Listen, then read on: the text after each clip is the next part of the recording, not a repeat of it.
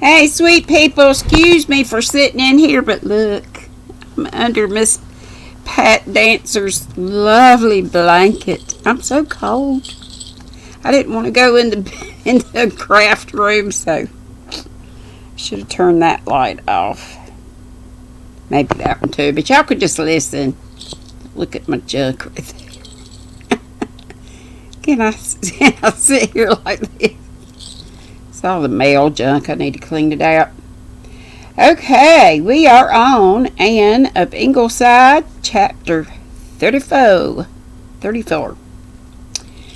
Rilla sat on the veranda steps at Ingleside with one knee crossed over the other. Such adorable little fat brown knees, very busy being unhappy. And if anyone asked why a petted little puss should be unhappy, that inquirer must have forgotten her own childhood, when things that were the merest trifles to grown-ups were dark and dreadful tragedies to her. Rilla was lost in deeps, not depths, deeps of despair because Susan had told her she was going to bake one of her silver and gold cakes for the orphanage social that evening, and she, Rilla, must carry it to the church in the afternoon.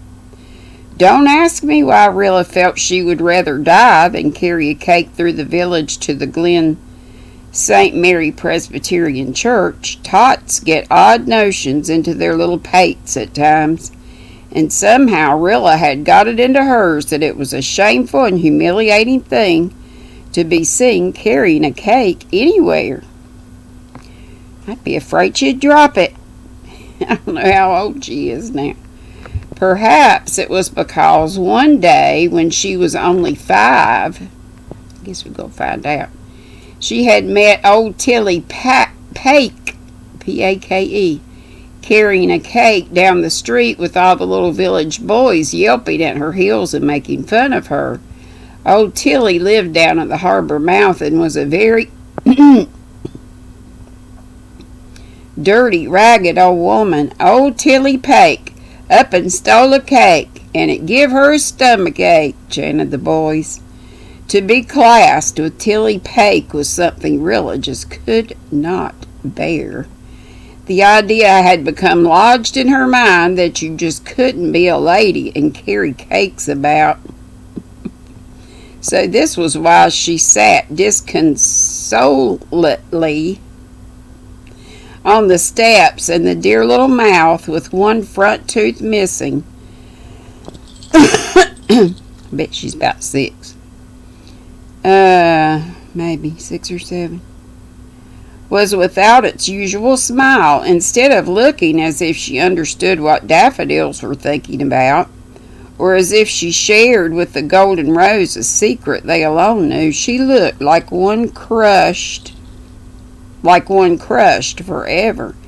Even her big hazel eyes that almost shut up when she laughed were mournful and tormented instead of being the usual pools of allurement. It's the fairies that have touched your eyes, Aunt Kitty McAllister told her once. Her father vowed she was born a charmer and had smiled at Dr. Parker half an hour after she was born. Rilla could, as yet, talk better with her eyes than her tongue, for she had a decided lisp. But you would grow out of that. She was growing fast. Last year, Daddy had measured her by a rose bush. This year it was the phlox. Soon it would be the hollyhocks, and she would be going to school. Rilla had been very happy and very well contented with herself until this terrible announcement of Susan's. Really, Rilla told the sky indignantly, Susan had no sense of shame. To be sure, Rilla pronounced it "tenth of fame." But the lovely, soft blue sky looked as if it understood. Mummy and Daddy had gone to Charlottetown that morning, and all the other children were in school, so Rilla and Susan were alone at Ingleside. So I guess she is maybe still 5. Ordinarily, Rilla would have been delighted under such circumstances. She was never lonely. She would have been glad to sit there on the steps or on her own particularly mossy green stone in Rainbow Valley with a fairy kitten or two for company, and spin fancies about everything she saw. The corner of the lawn that looked like a merry little land of butterflies, the poppies floating over the garden, that great fluffy cloud all alone in the sky, the big bumblebees booming over the nasturtiums, not sure, I've seen it before, but the honeysuckle that hung down to touch her red-brown curls with a yellow finger, the wind that blew. Where did it blow to? Cock Robin, who was back again and was strutting importantly along the railing of the veranda, wondering why Rilla would not play with him. Rilla, who could think of nothing but the terrible fact that she must carry a cake, through the village to the church for the old social they were getting up for the orphans. Rilla was dimly aware that the orphanage was at Lowbridge and that poor little children lived there who had no fathers or mothers. She did feel terribly sorry for them, but not even for the orphanest of orphans was small Rilla Blythe willing to be seen in public carrying a cake. Perhaps if it rained she wouldn't have to go. It didn't look like rain, but Rilla clasped her hands together. There was a dimple at the root of every finger and said earnestly, "Please, dear God, make it rain hard, make it rain pitchforks or else." Rilla thought of another saving possibility. Make pheasants, Susan's. Cake burn to a crisp. Alas, when dinner time came, the cake, done to a turn, filled and iced, was sitting triumphantly on the kitchen table. It was a favorite cake of Rilla's. Gold and silver cake did sound so luxuriant, but she felt that never again would she be able to eat a mouthful of it. Still, wasn't that thunder rolling over the low hills across the harbor? Perhaps God had heard her prayer. Perhaps there would be an earthquake before it was time to go. Couldn't she take a pain in her stomach if worse came to worse? No. Rilla shuddered. That would mean castor oil. Better the earthquake. The rest of the children did not notice that Rilla, sitting in her own dear chair with the saucy white duck worked in crewels on the back, was very quiet. 12th picked. If Mummy had been home, she would have noticed it. Mummy had seen right away how troubled she was that dreadful day when Dad's picture had come out in the Enterprise. Rilla was crying bitterly in bed when Mummy came in and found that Rilla thought it was only murderers that had their pictures in the papers. It had not taken Mummy long to put that to rights. Would Mummy like to see her daughter carrying cake through the glen like old Tilly Pake? Rilla found it hard to eat any dinner, though Susan had put down her own lovely blue plate with the wreath of rosebuds on it that Aunt Rachel Lynn had sent her on her last birthday, and which she was generally allowed to have only on Sundays. Blue plate and rosebuds. When you had to do such a shameful thing, still the fruit puffs Susan had made for dessert were nice. "Susan, can't Nan and Di take the cake after school?" she pleaded. Di is going home from school with Jessie Reese, and Nan has a bone in her leg. I used to say that. "What's wrong with you? You got a bone in your leg?" said Susan, under the impression that she was being jokey. Besides, it would be too late. The committee wants all the cakes in by 3 so they can cut them and arrange the tables before they go home to have their suppers. Why in the world don't you want to go, Roly-Poly? You always think it's such fun to go for the mail. Rilla was a bit of a roly-poly, but she hated to be called that. "I don't want to hurt my feelings," she explained stiffly.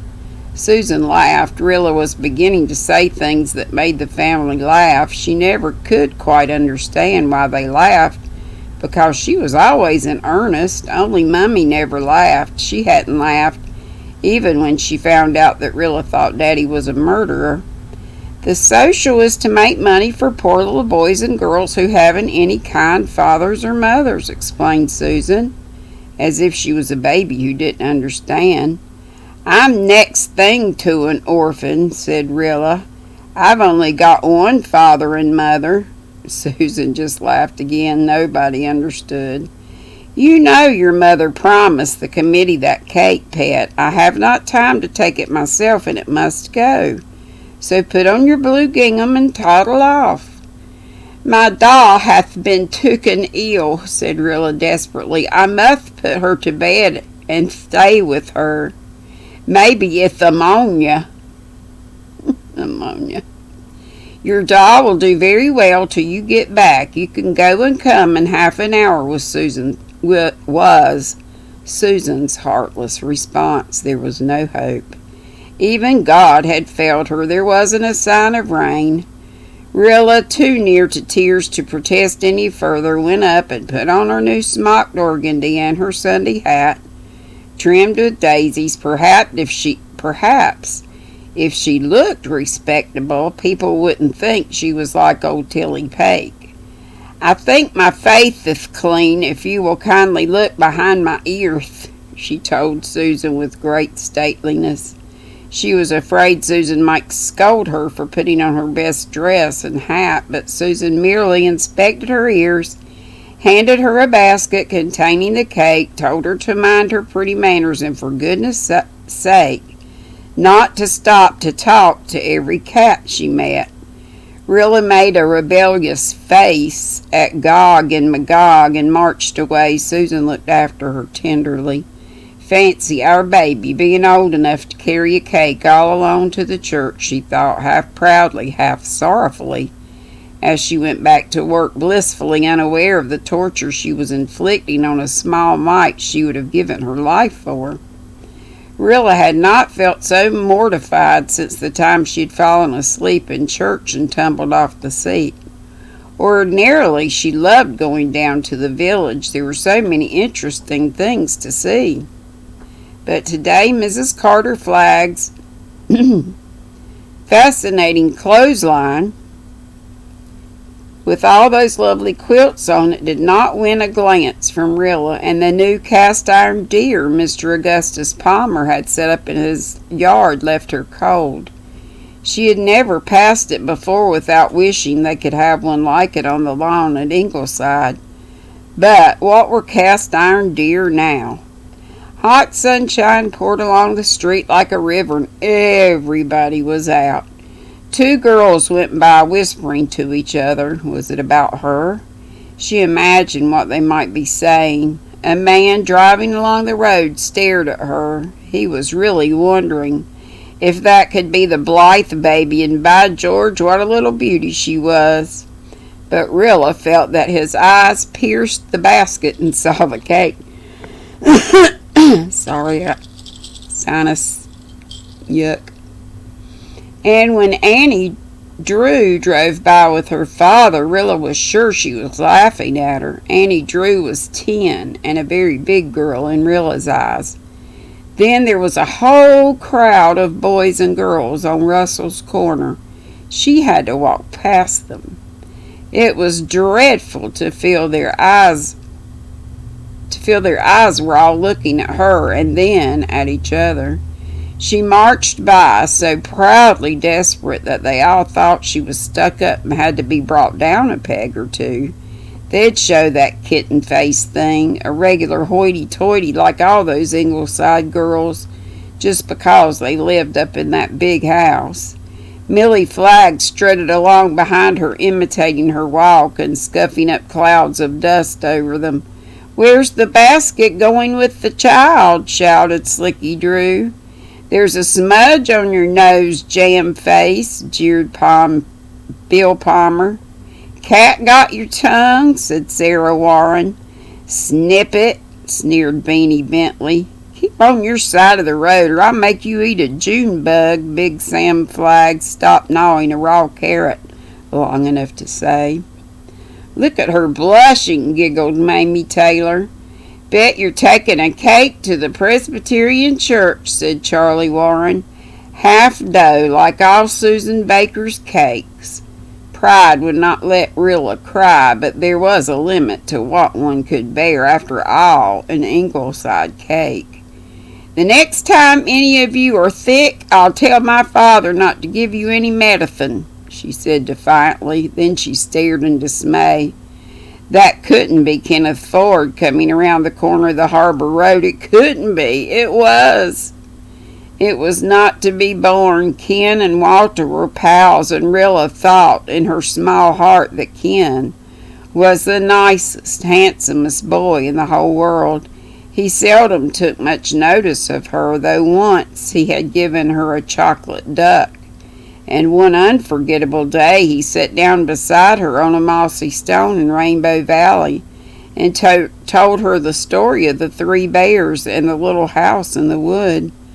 But she was content to worship afar, and now this wonderful being had caught her carrying a cake.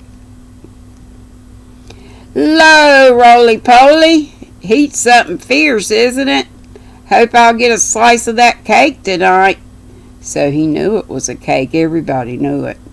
Rilla was through the village and thought the worst was over. When the worst happened, she looked down a side road and saw her Sunday school teacher, Miss Emmy Parker, coming along it. Miss Emmy Parker was still quite a distance away, but Rilla knew her by her dress. That frilled organdy dress of pale green with clusters of little white flowers all over it. The cherry blossom dress, Rilla secretly called it. Miss Emmy had it on in Sunday school last Sunday, and Rilla had thought it the sweetest dress she had ever seen. But then Miss Emmy always wore such pretty dresses, sometimes lacy and frilly, sometimes with a whisper of silk about them. Rilla worshipped Miss Emmy. She was so pretty and dainty, with her white skin and her brown eyes and her sad, sweet smile. Sad, another small girl had whispered to Rilla one day, because the man she was going to marry had died. She was so glad she was in Miss Emmy's class. She would have hated to be in Miss Florrie Flagg's class. Florrie Flagg was ugly, and Rilla couldn't bear an ugly teacher. When Rilla met Miss Emmy away from Sunday school, and Miss Emmy smiled and spoke to her, it was one of the high moments of her life for Rilla. Only to be nodded to on the street by Miss Emmy gave a strange sudden lift of the heart. And when Miss Emmy had invited all her class to a soap bubble party, where they made the bubbles red with strawberry juice, Rilla had all but died of sheer bliss. But to meet Miss Emmy carrying a cake was just not to be endured, and Rilla was not going to endure it. Besides, Miss Emmy was going to get up a dialogue for the next Sunday school concert, and Rilla was cherishing secret hopes of being asked to take the fairy's part in it. A fairy in scarlet with a little peaked green hat. But there would be no use in hoping for that if Miss Emmy saw her carrying a cake. Miss Emmy was not going to see her. Rilla was standing on the little bridge crossing the brook, which was quite deep and creek-like just there. She snatched the cake out of the basket and hurled it into the brook, where the alders met over a dark pool. The cake hurtled through the branches and sank with a plop and a gurgle.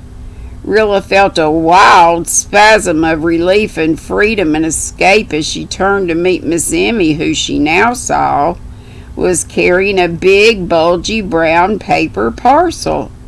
Miss Emmy smiled down at her from beneath a green hat with a tiny orange feather in it. "Oh, you're beautiful, teacher, beautiful," gasped Rilla adoringly. Miss Emmy smiled again. "Even when your heart is broken," and Miss Emmy truly believed hers was, "it's not unpleasant to be given such a sincere compliment. It's the new hat, I expect, dear. Fine feathers, you know, I suppose." glancing at the empty basket. "You've been taking your cake up for the social. What a pity you're not going instead of coming. I'm taking mine, such a big, gooey chocolate cake." Rilla gazed up piteously, unable to utter a word. Miss Emmy was carrying a cake. Therefore it could not be a disgraceful thing to carry a cake, and she... Oh, what had she done? She had thrown Susan's... It means the pot roast is done, and the carrots and the taters. It smells so good in here. Lovely gold and silver cake into the brook, and she had lost the chance of walking up to the church with Miss Emmy, both carrying cakes. After Miss Emmy had gone on, Rilla went home with her dreadful secret. She buried herself in Rainbow Valley until supper time, when again nobody noticed that she was very quiet. She was terribly afraid Susan would ask to whom she had given the cake, but there were no awkward questions. After supper, the others went to play in Rainbow Valley, but Rilla sat alone on the steps until the sun went down, and the sky was all a windy gold behind Ingleside, and the lights sprang up in the village below. Always Rilla liked to watch them blooming out here and there.